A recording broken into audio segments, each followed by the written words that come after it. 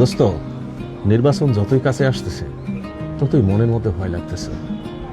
চারিদিকে নানান কৃষক কথা শোনা যাচ্ছে।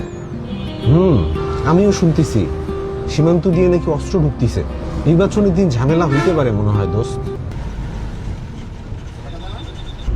গাড়িটা আবার ব্রেক দিল কেন? আসসালামু আলাইকুম, আমাদের রুটিন চেক আপ হবে, আপনারা আমাদের সহায়তা করবেন।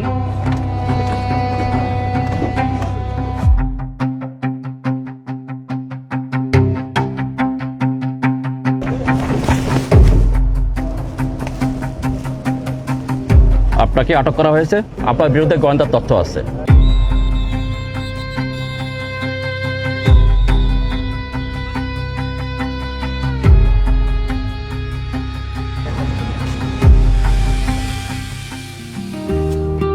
দোস্ত, বিজিবি আগে থেকেই নজরে রাখছিল।